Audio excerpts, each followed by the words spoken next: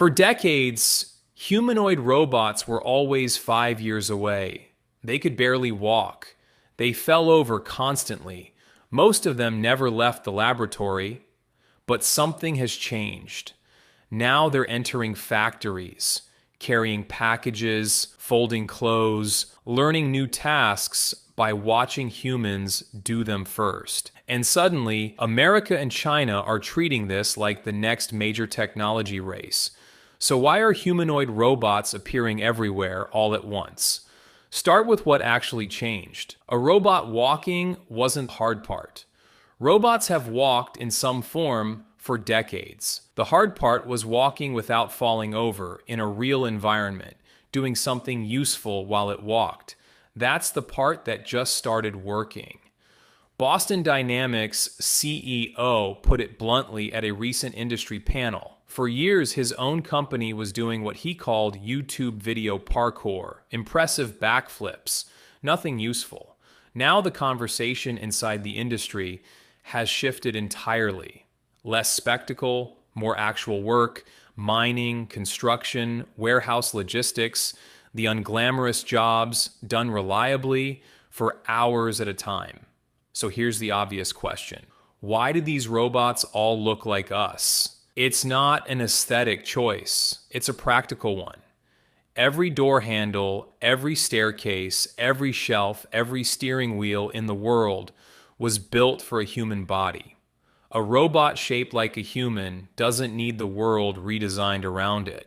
It can climb the same stairs, use the same tools, fit through the same doorways without a single facility modification.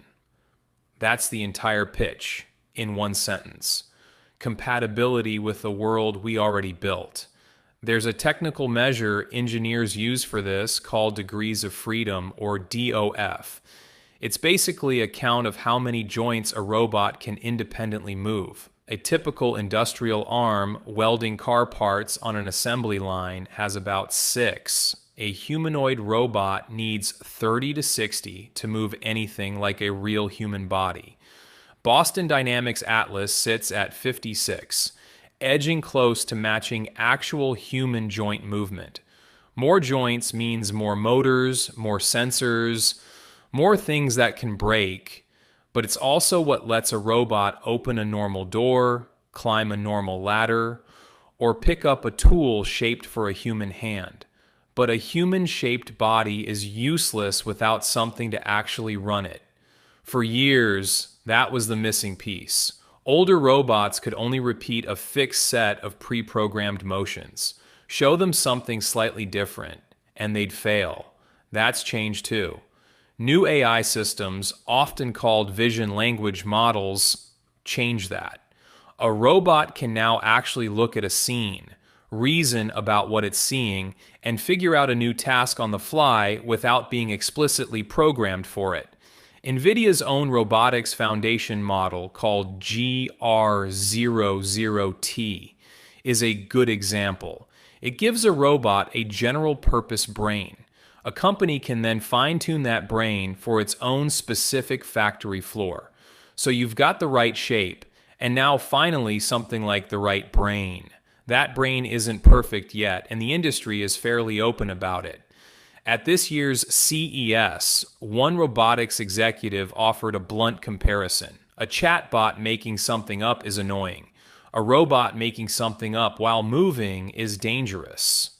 One attendee described watching a self-driving shuttle simply freeze at a crosswalk in Las Vegas, leaving confused pedestrians standing there, unsure whether to cross.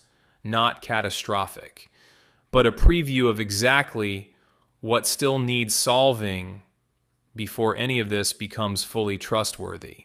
Which brings us to the part that's turned this into a geopolitical story, not just a tech story. China builds these robots far cheaper than anyone else. Unitree, one of China's leading robotics companies, sells its G1 humanoid for around $16,000.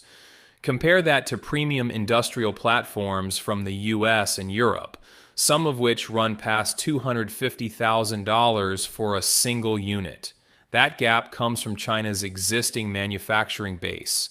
Batteries, motors, sensors, and precision components like harmonic reducers were already being mass produced there for other industries at massive scale. Humanoid robots just became the newest thing riding on top of that same supply chain. By one industry estimate, Chinese manufacturers accounted for more than 80% of all humanoid robot installations globally last year. Investors have noticed too. Unitree just completed its stock market listing in barely over 100 days from filing to approval, an almost unheard of pace.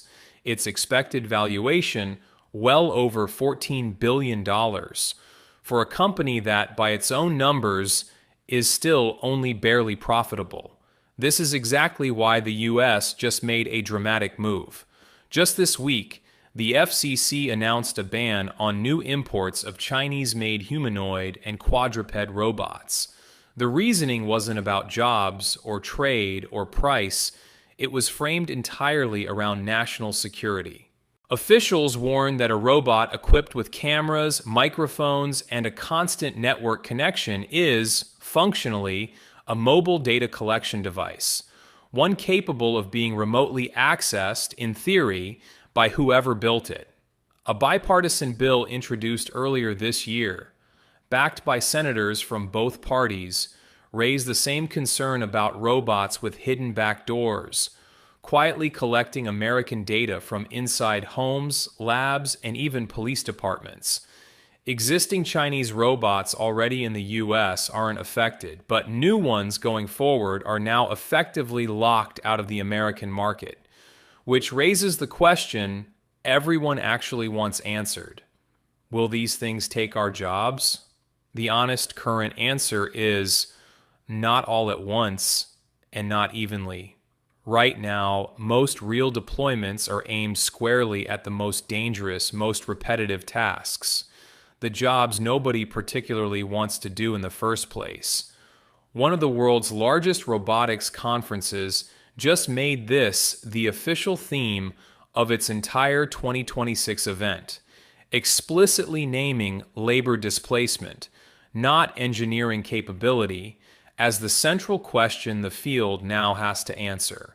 Researchers studying this at the task level rather than the job level keep landing on a similar conclusion.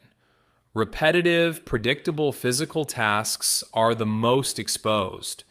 Tasks requiring judgment, adaptability, or genuine human interaction are safer for now. But here's the part that should give you pause. As costs keep falling, the range of tasks worth automating keeps expanding.